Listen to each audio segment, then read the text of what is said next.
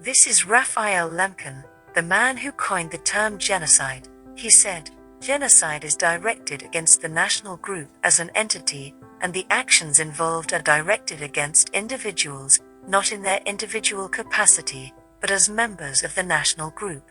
China is guilty of persecuting the Uyghur people, the Turkic-speaking ethnic group that is situated in Xinjiang simply for their existence.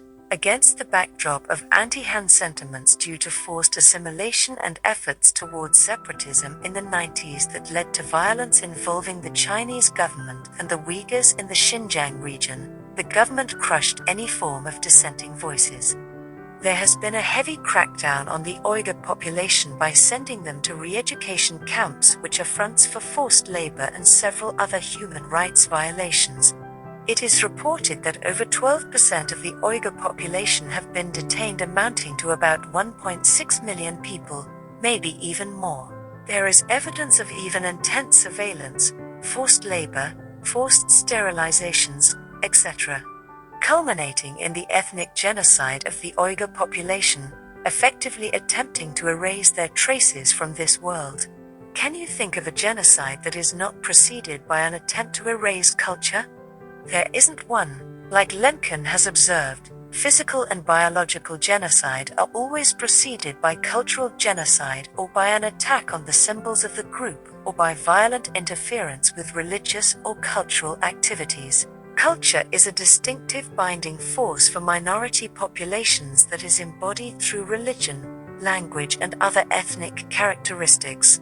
The attempt to erase the Uyghur population can be called a cultural genocide. However, owing to the non-recognition of such a crime in the International Criminal Court, it is difficult to prosecute those who are guilty. What role does Xinjiang have in all of this? Xinjiang is a key area for the economic affairs of China.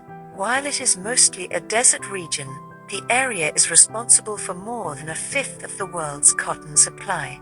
This makes a large number of brands implicit in the persecution of the Uyghur population by procuring the cotton produced in Xinjiang. This cotton is being picked through forced labor, and this issue was highlighted by human rights groups in 2021, which led to Western brands removing cotton procured from that region.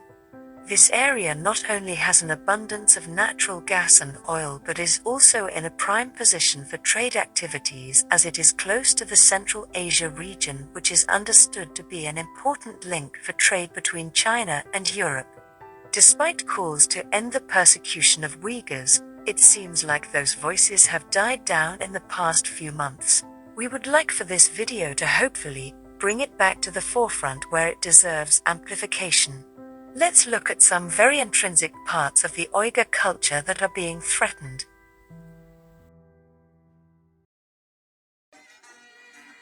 Kelgüdek, bulbul navası kelgüdek. Gül çiçek pesli havası kelgüdek. Hem tinarlık, hem uçarlık, hem can. Merike meydanıda kaynap cahan. Xuddiyetga aldığa bayram kebi, yana şoh Qashqar saması kelgüdek. Merhaba eyyami Noruz merhaba. Kökte yulduz, suda kunduz merhaba. El aman, avat zaman bolsun mudam. Şöhretin aşsın tinimsiz her sabah. This is Uyghur language, wasn't it beautiful? And yes, they too have their own language. Article 4 of the Constitution of China clearly states, all ethnic groups shall have the freedom to use and develop their own spoken and written languages. Article 10 of the Law on Regional Ethnic Autonomy obligates the self-government in Xinjiang region to respect and foster their own language. Such glorious legal words paint a picture of prosperity of the Uyghur language, doesn't it? Unfortunately, that is not true. Despite the legal protection in national law, the language has been subjected to unprecedented and systematic challenges since 2000. The communist government has devised many policies and regulations to thwart the self-government from protecting the Uyghur language. The system of bilingual language education in Mandarin Chinese and Uyghur language, introduced by the communist government in the early 2000s, badgered the regional government to adopt Mandarin Chinese as the mandatory medium of instruction in all educational institutions in the province. The prestigious institution, Xinjiang University, was no exception. Before 2016, there were Uyghur characters on the signboard of Xinjiang University. In September 2016, they changed the Uyghur word to the Chinese word and wrote it in Uyghur characters on the signboard of the institute. The Chinese government is so focused on assimilation that they had used the Chinese word for university, which is Xinjiang-U, instead of the Uyghur word Xinjiang University. In 2017, they erased all Uyghur characters from the signboard, and presently they are displaying the 2016 version again, which has Uyghur characters written down for a Chinese word. This is a sign indicating no parking on both sides of the road in Mandarin Chinese within the campus of the university, and the writing in Uyghur language is crudely taped over. Many reports indicate Uyghurs being sent to re-education camps and detention centers to deter them from using their language and forced to learn Mandarin Chinese. These are only a few of the true agonizing pain endured by Uyghurs. Our witness, who is now 24 years old, mentioned that when she was younger, she was allowed to attend a school wherein the medium of instruction was in Turkic language, but post-2016, they aren't even allowed to use the Uyghur language to converse amongst themselves in public. Imagine, your government restricts you from using your language today onwards. It is unacceptable and heart-wrenching, isn't it?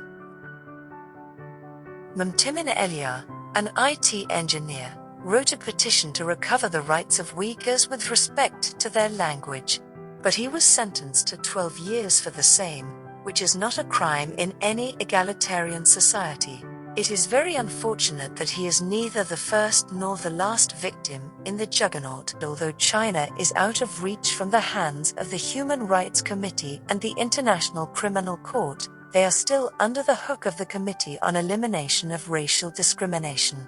During its latest periodic review before the committee in August 2018, amongst many issues, Verena Shepherd, one of the independent experts, raised concerns regarding the Uyghur language being not permitted to be a medium of instruction in educational institutions.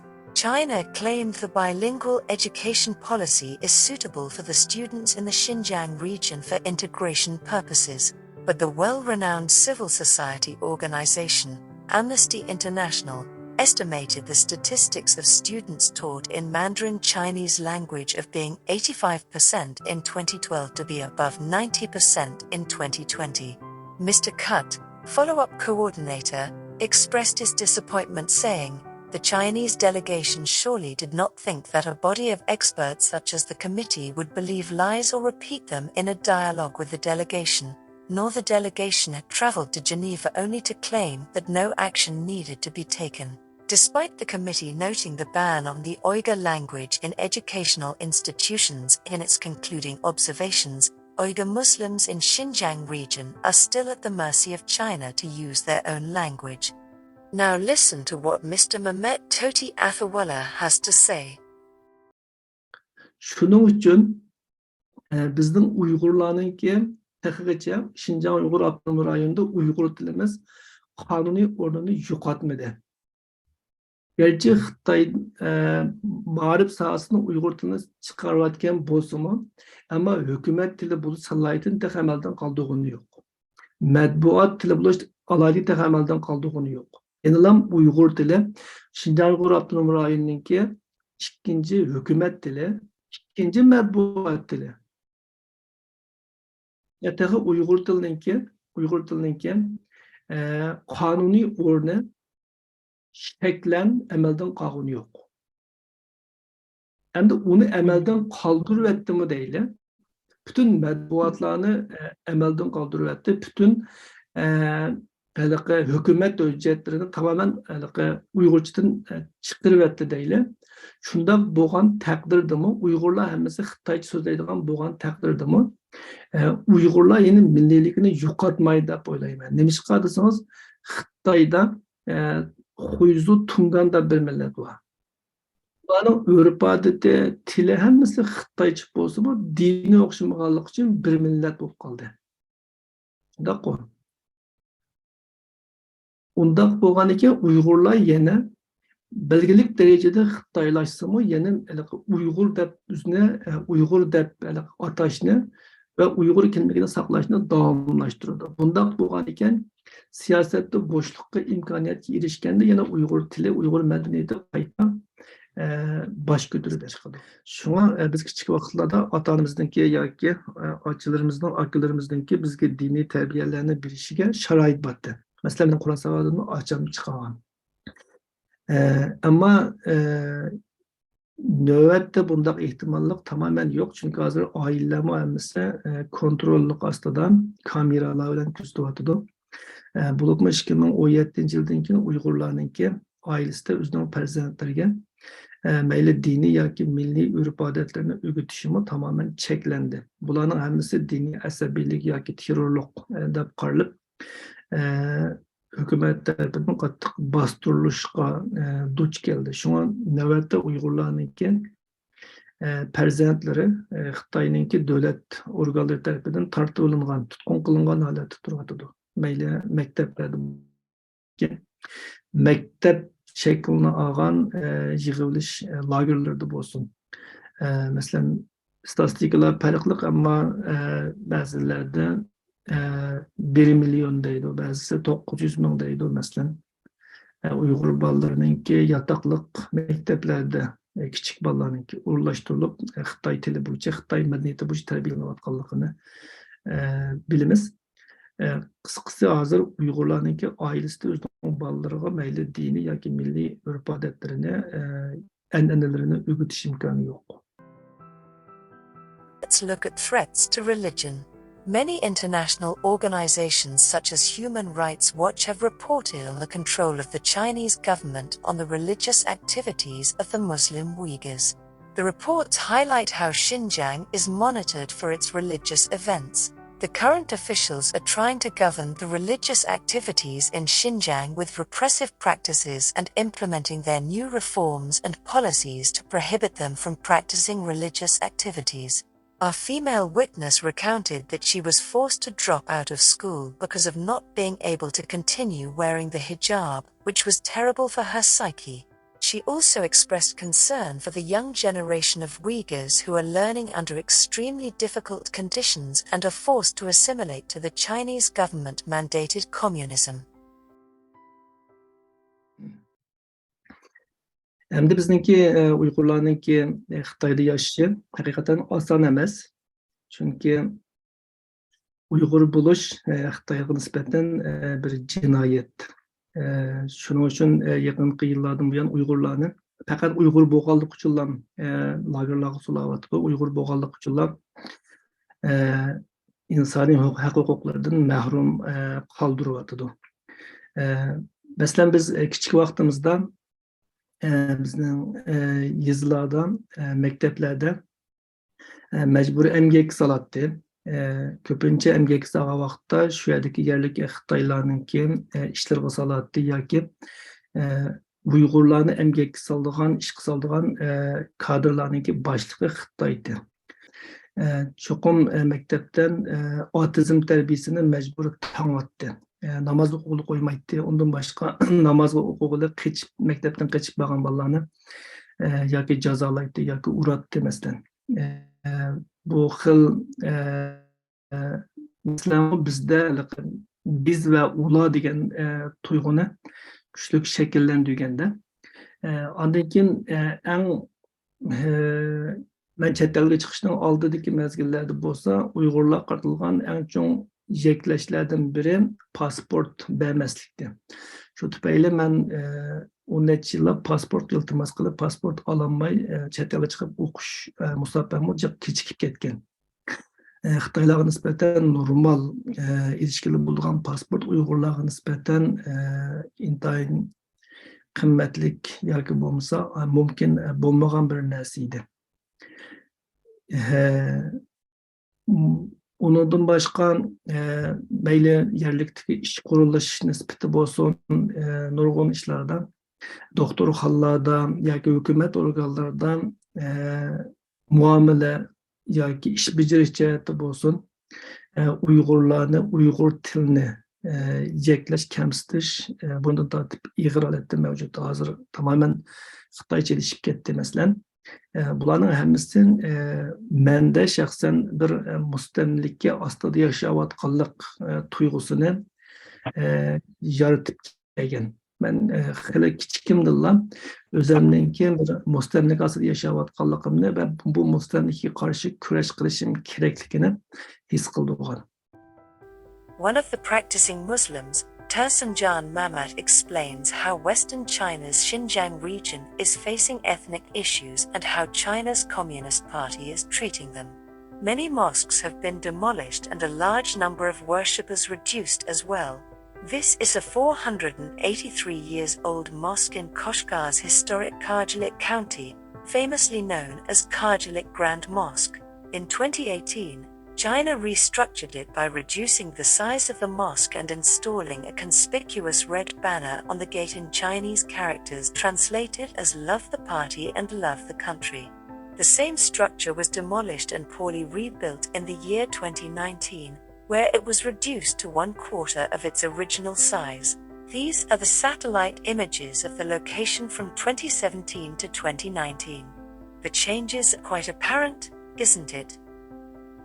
Few of you may wonder, since the freedom of religion and belief is not an absolute right, the state may retain the authority to take up such actions in the interest of society, as is claimed by the government of China. How would restructuring matter if a mosque is still standing? Here, it does matter because, as per the Australian State Policy Institute and many other sources, the mosque at hand was declared a culturally protected heritage site at the regional level in the year 2000. According to Article 17 of the Law on Protection of Cultural Relics, 1982, no construction of any kind is permitted within the vicinity of the cultural and historical site, unless with the approval of the concerned authority without damaging the historical and cultural site.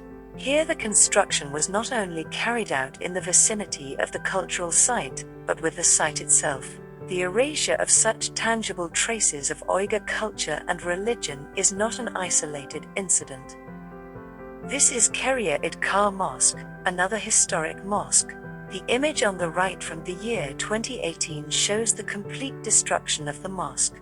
This is Aksu Rest Mosque. Now you compare the images. Do you see a mosque? Unfortunately, no. Nearly 16,000 mosques are destroyed, fully or partially. Furthermore, China is a party to the UNESCO Convention concerning the protection of world heritage and natural resources, and UNESCO has the power to fill the vacuum of suspicion with questions demanding accountability. But unfortunately, these issues on cultural sites are neglected by international organizations as well. Despite the claims of China, the pattern of destroying mosques belonging to Uyghurs sends a message of intolerance and forceful assimilation. The unaccountable power wielded by China on such cultural sites exposes Uyghurs to great intimidation, vulnerability, and possible extinction. The issue of language and mosques are only two of many other distressing destructions and violations. The communist government has destroyed many cemeteries and shrines and is punishing Uyghurs for reasons including growing a beard, taking, selling or wearing hijab, going to mosques, attending religious gatherings including weddings and funerals, reading or learning Holy Quran, listening or giving sermons, and many more parallel to such grounds. China is targeting religious customs and cultures which are at the heart of the ethnic community.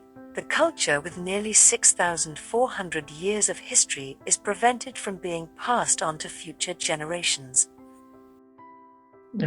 Dinde okuganlığı ve dinni o'qitganligi uchun, mayli Qur'on o'qish yoki Qur'on o'gitish bo'lsin yoki namoz o'qishni o'gitish bo'lsin.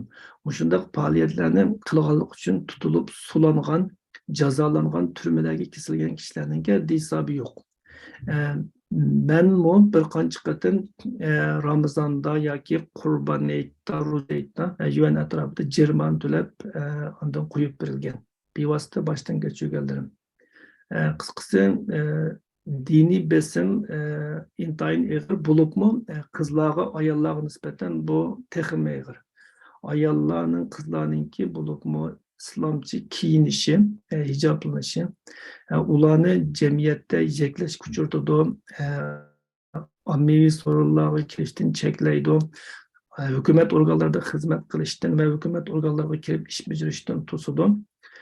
Yo'llarda soqchilar uchirgan vaqtda mudohala qilib, ularni haqoratlaydi, dafsanda qiladi, hatto tutib ketib, oilasidagilarni chaqirtib, jarmani qo'yib, jazolatqizadi. Hatto keyingi mezgillarda 2014lardan keyin qayta xizmat ishlasimi, jarimani qo'ysimi, yana o'zgarmay davomli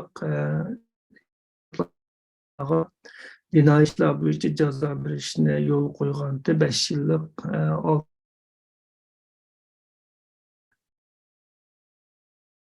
tugadi. The deliberate removal of all tangible and intangible traces of the Uyghur culture from Xinjiang region by the Communist Party is simply cultural genocide. All the reasons listed earlier are compelling enough to prosecute China. However, there are few barriers to this. Let us see what they are. The United Nations General Assembly, in its 55th plenary meeting, while adopting the resolution that related to the crime of genocide, clarified at the outset that the erasure of culture was prevalent in a genocide. However, Article 2 of the Convention on the Prevention and Punishment of the Crime of Genocide defines genocide to include acts attempting to erase an ethnic group, covering almost all acts of violence that the Chinese government is guilty of, excluding one, which is the attempt to erase their culture through forced means. This means there is a huge gap in the international criminal law framework which overlooks acts of cultural genocide that is not related to killings of the members of the targeted group. Unfortunately, this definition was considered as a source of law in the Rome Statute while establishing the International Criminal Court, and therefore, Article 6 of the Rome Statute reflects the definition as per the Genocide Convention, which does not recognize destruction of a group's culture, effectively preventing criminal tribunals from punishing acts unrelated to the physical destruction of the members of the targeted group. Scholar Stefania Negri aptly pointed out, the present understanding of genocide preserves the body of the group but allows its very soul to be destroyed. This is the very protection requiring inclusion in the definition of genocide. However, including cultural genocide in the definition would not have the intended impact, exclusively in the case of China, because they are not a state party to the Rome Statute. China can only be brought to the ICC through a referral from the United Nations Security Council. This again is not possible owing to China being a permanent member and enjoying the right to veto. As if these barriers aren't enough, the Chinese government has codified laws that they use in the persecution of Uyghurs. The Chinese Communist Party seized the opportunity to portray Muslim minorities in China as terrorists during the rise in global terrorism. This allowed them to expand their national security laws to include supposed internal threats while it previously covered only external threats. This increased the tightening of arbitrary rules for Muslim minorities. Article 2 of the National Security Act, which defines national security, describes a broad range of heads, which is ambiguous at best as to what constitutes a threat. This was even criticized by the United Nations High Commissioner for Human Rights Said Rod al-Hussein for not being specific as to what is a threat. The amendment allowed for persecuting the minorities by accusing them of being terrorists. Article 3 of the Counterterrorism Law broadly defines terrorist activities, including a plethora of activities which can be used unabashedly to persecute Uyghurs. One of our witnesses mentioned that there were a lot of clashes between Uyghurs and the Chinese government, which would include the enduring of torture for even the Uyghur members outside of China. Upon China's request, several countries would even detain and deport Uyghurs back to China. Such acts for China is unfortunately very common.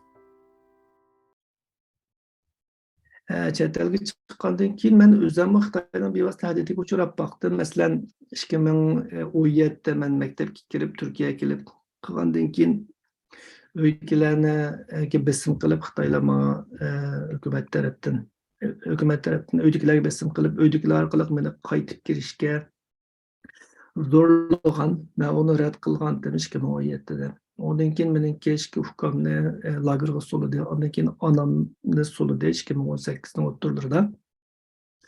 Ondan keyin 2019'lar men ondan keyin uydagilar uchun ovoz chiqarib medialarda so'zlagandan keyin 2019'larda yana Xitoyning saqchilari men bilan aloqalashib buni to'xtatishim talab qilib besim qildi. Ondan keyin 2020 11-oylarga deyman. Bu vaqtda Xitoyningki Yarashar vaqt gazeti bizning uydagilarni ziyorat qilib shu o'chog'da menga videoda tahdid solgandek shaklda gap qilg'izdi uydagilarni. Sen chet elda qalayotgan ishlarni qilib nima bizni o'ylab qo'y debchi. Bu meniki o'zimning bevosita his qilganlarim, ammo atrofimizdagi bizning do'st birodarlar, qarindoshlarimizninki his qilganlari hamda haqiqatan ko'p. Buning ichida menga qaraganda texmi ig'ir tahdidga uchirganlar bor. Shunga chet eldagi Uyg'urlar Xitoyningki zulmiga bevosita uchrayotdi. Ondan başqa vasitalik bo'layotgan zulm texmi ig'ir. Masalan, Turkiya hukumati bo'lsin, Saudiya Arabiston, Malayziya, Pokiston bu davlatlar Xitoyningki talabi bo'yicha bu yerdagi Uyg'urlarni tutib Xitoyga topshirib beradigan ishlarni sodir qildi va hozirmi mayli Saudiya Arabistonda bo'lsin, Afg'oniston, Pokiston, hatto Turkiyaninki turmalarida Xitoyga qaytarilish xavfiga duch kelgan Uyg'urlar oz emas. The international legal framework that is in place at the moment is insufficient to prosecute China in a manner that is befitting to the crime they are committing. However, there are still avenues that can be pursued to bring some relief to the persecuted Uyghurs. For the first time ever, there was recognition of cultural genocide in the international sphere when the International Criminal Tribunal for the former Yugoslavia, in the case Prosecutor versus Kristic, prosecuted the crime of genocide and recognized that ethnic cleansing preceded genocide. The International Criminal Court as well, in the case of Prosecutor versus Al-Mahdi, stated that during times of war, the destruction of cultural sites would constitute a war crime. This particular case ended with a 9-year sentence for the guilty party. However, this recognition does not open doors to any remedial measures for the Uyghur people. The international instruments which recognize the right to participate in a cultural life includes the Universal Declaration of Human Rights and the International Covenant on Economic, Social, and Cultural Rights. The non-binding Universal Declaration on Cultural Diversity under the United Nations Educational, Scientific and Cultural Organization, UNESCO, also talks about the importance of a person's culture. UNESCO also recognized the importance of protecting both tangible and intangible cultural structures. China is a signatory to the International Covenant on Civil and Political Rights, but it never ratified the instrument, and so this leaves the Uyghur people unprotected under this law. Apart from this, Article 4 of the Constitution of China vows to protect the lawful rights and interests of minority nationalities. While the regional autonomous bodies do enjoy these rights, they are superseded by the actions of the Chinese Communist Party. In 2020, the Uyghur Human Rights Policy Act was passed in the USA, which aims to control human rights violations against the Uyghurs in China via means of sanctioning Chinese officials and imposing trade restrictions. This is meant to coax China into complying with international standards of human rights law to retain its status in the global economy. All these avenues, however, are insufficient, and the global response to the cultural genocide of Uyghurs has been disappointing. China does not even allow international organizations for country visits for investigation purposes. It seems that despite all the evidence of violence against the minority Uyghurs in China, the international community does not have a firm hand in holding China accountable. There is still time for the global community to come together to push China to stop this cultural genocide against the Uyghurs. Let's look at how our witnesses see the future of Uyghurs. Ben bir Uyghur bulu sütüm bilen Uyghur tili, medeniyeti ve Uygurlar yo'qolmaydi deb o'ylayman. Bunun yo'qolması için kurash qilyapman. Uni cho'qim qo'g'dab qolamiz va uni cho'qim yashitamiz. Ammo obyektiv nuqtadan qaragan chog'da endi u bizningki tirishchanligimizga va Xitoyning siyosatiniki qanchalik davomlasha olishiga bog'liq. Ham xalqaro jamiyatning qanchalik ko'ngil bo'lishiga bog'liq. Shuning uchun kelgusi manga nisbatan obyektiv jihatdan qaraganda g'uva. Our female witness hopes that everyone survives this cultural genocide without any further loss and wants to live in a world where, along with the survivors, she could protect the culture of Uyghurs.